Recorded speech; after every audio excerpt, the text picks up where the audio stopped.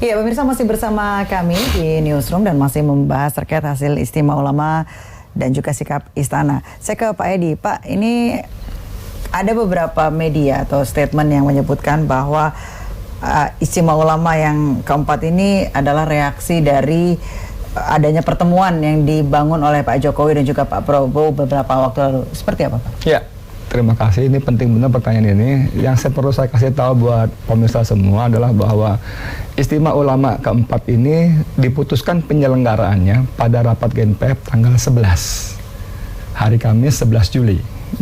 2 hari kemudian terjadi peristiwa Lebak Bulus, kemudian disambung ke Umar dan sebagainya. Jadi sama sekali tidak ada, apalagi katakan untuk menyikapi pertemuan, enggak, kita udah putuskan dulu, kita bikin istimewa tanggal 5 Agustus.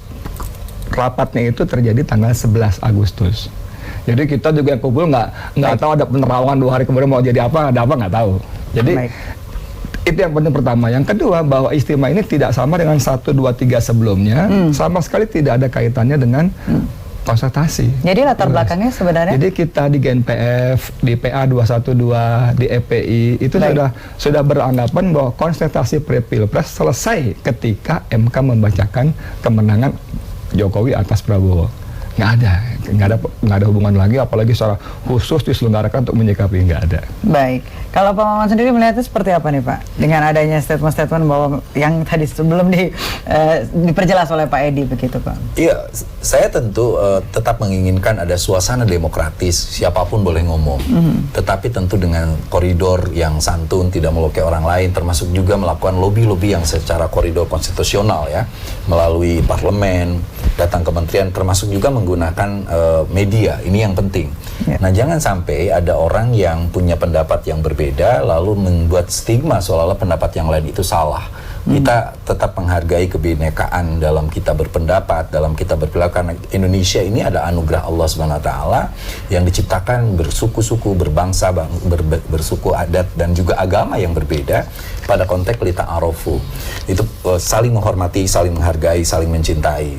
Nah, yang kedua menurut saya, apa yang diperjuangkan teman-teman GNPF ini menurut saya sesuatu yang serius harus didengar kalau memang itu ada. Jadi kita ingin menegakkan nilai-nilai keagamaan itu yang substansional. Jangan sampai kita hanya sekedar mengibarkan bendera agama, tetapi itu menjadi strategi politik yang sektarian, populisme, dan juga bernuansa sara.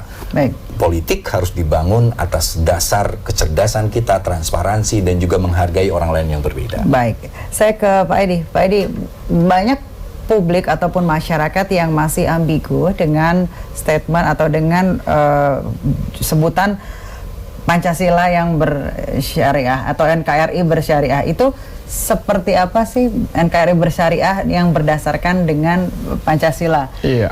Konkretnya seperti apa, Pak? NKRI bersyariah itu saya kira kalimat yang bagus, justru itu substansi dari Pancasila dan konstitusi sendiri.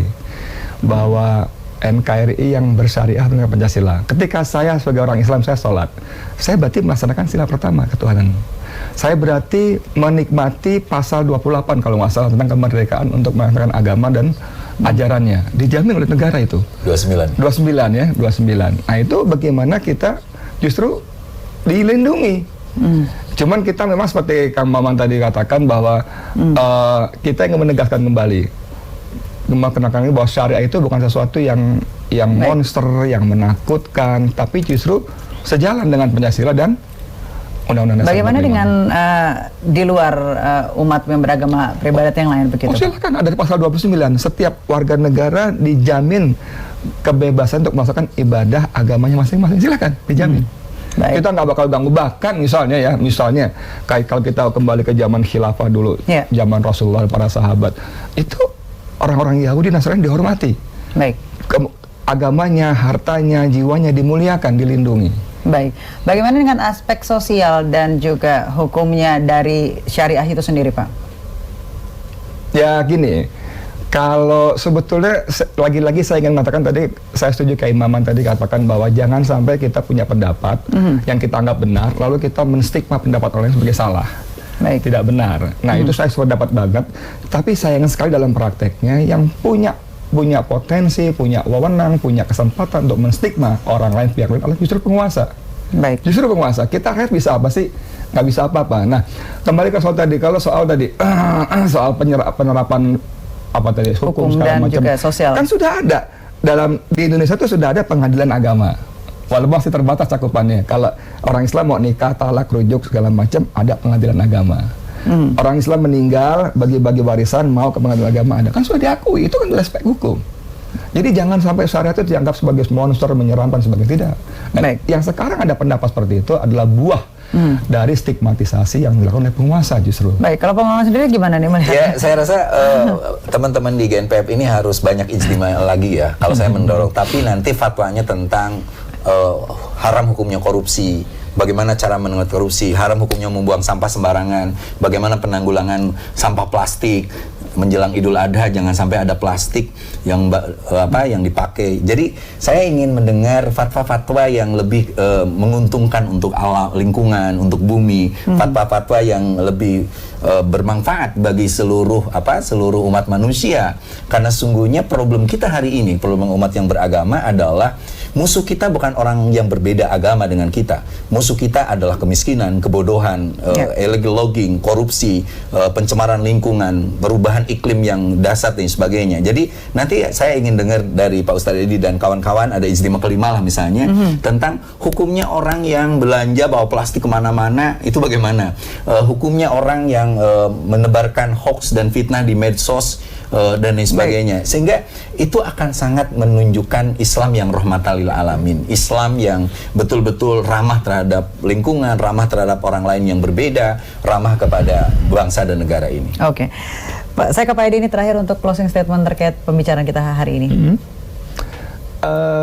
Jadi gini saja, saya mau mengatakan secara singkat bahwa tolong kepada pemerintah khususnya, karena pemerintah punya segalanya, punya fasilitas, punya perangkat, punya sarana segala macamnya, lebih fair lah, lebih fair terhadap umat Islam yang faktanya adalah mayoritas. Satu, yang kedua bahwa negara ini dimerdekakan atas jasa para ulama, para kiai, para santri, itu tidak bisa dihilangkan. Jadi kita kembali aja, kalau kita punya aturan Pancasila, ayo kita laksanakan Pancasila. Kita punya Undang-Undang 45, ayo kita laksanakan dengan benar. Kalau ada orang Islam mau melaksanakan apa yang diyakininya dalam ajaran Islam, ya sudah, berikan kesempatan. Sepanjang, oke, Anda tidak makar, tidak kriminal. Tapi kalau kriminal, makar, nggak usah lihat sukunya apa, agamanya apa, tangkap, proses hukum. Baik. Gitu. Baik. Pak Maman mungkin ingin menambahkan? Ya, kita ingin mengingatkan bahwa Pancasila adalah konsensus kita menjadi ideologi bangsa, dan itu dalam konsep Quran seperti yang dikatakan oleh Ki Ahmad Siddiq sebagai kalimatus sawa. Sebuah kalimat, sebuah konsensus yang menyatukan kita sebagai anak bangsa, dan dengan Pancasila inilah kita kuat, saling menghargai, saling menghormati.